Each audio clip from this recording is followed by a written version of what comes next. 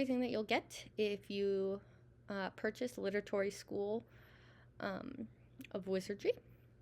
Okay, so first week starting the class stuff, we've got the acceptance letter that you can have waiting for them on their desks when they come in, or pass out to them. It's editable. I give you information on what I do exactly. Okay, and there's an envelope that you cut and assemble with a couple pieces of tape. There's an edible supplies and equipment list. There's blank letterhead. There's an envelope seal that looks like wax seals, and then copies of it so you can make a sticker sheet and use it to close the acceptance letters. Then we have daily spell energy. Okay, this is what I use to keep track of everything important during the week. I have all the students' names in the class period and then dates across here, and I keep track of any spell energy or tardies or absences.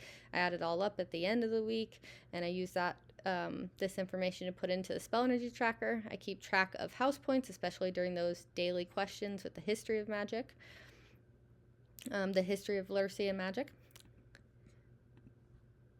Then I have house sorting information. I do this right away at the beginning of the year. They take the 16 personalities test and they fill out the wizard registration. I have the Google form version of it here. You can get rid of any questions you want, add any you want. It has a place for them to select their 4-letter code.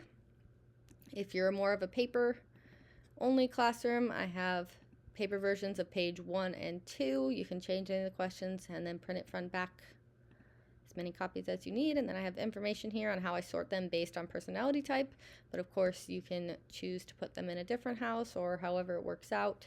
This is just kind of a guideline.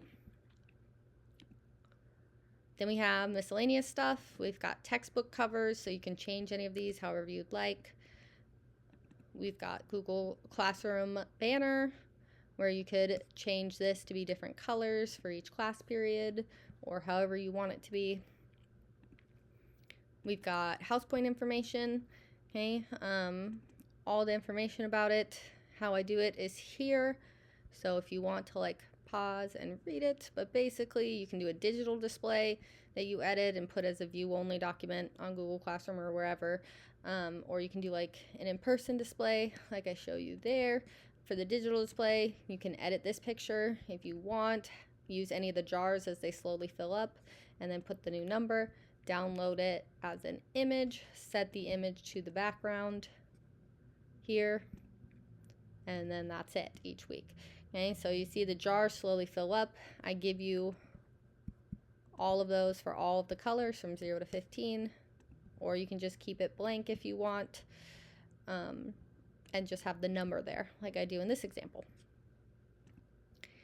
Okay, and we have wands.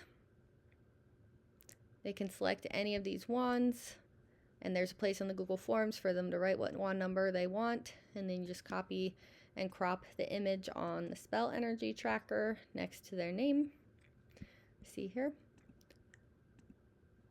Okay, yearbook is a little something extra you don't have to do, obviously, but if you're nostalgic like me, I copy and paste pictures from the grading portal on here and keep track of which students were in which houses, just for fun.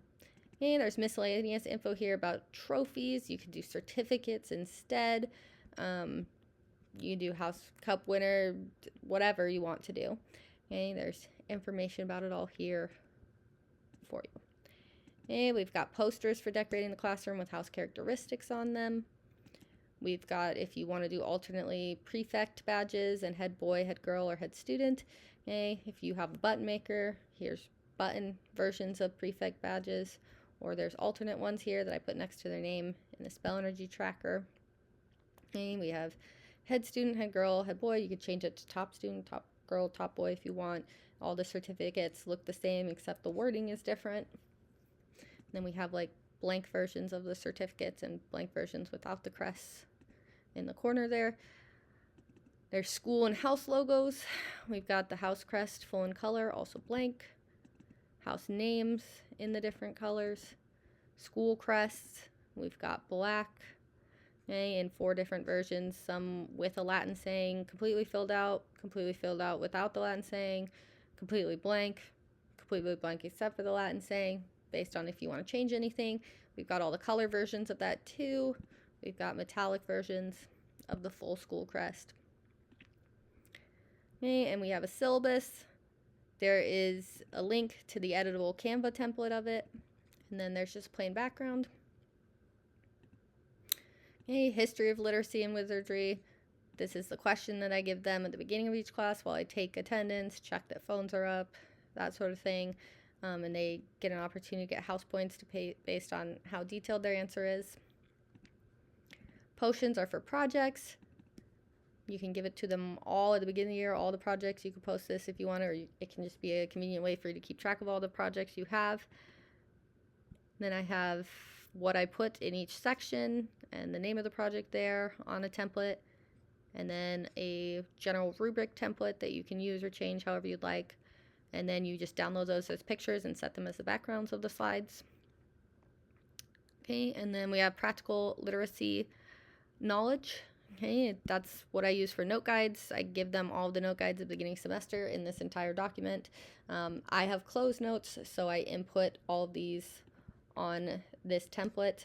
I drag all my notes onto them and format them and have blanks that I then set as the background on there, and I'll draw little text boxes over the blanks, and then they can type there. Okay, and there's also the PowerPoint template, the heading template, and a slide template. So you could import all your slides in here, or just download this image and then set it as the background for a slide deck that already exists.